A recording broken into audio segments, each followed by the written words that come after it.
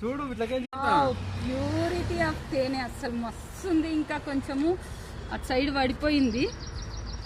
ఎంత బాగుందో, వస్తుంది అసలు. ఆ కట్టే నేను నాకుతా, నువ్వు నాకు ఎవరన్నా నాకండి, నాకుతా అని. వా మైనం అయితే మస్తుంది అసలు. అమ్మా ఈగ ఏమనదు.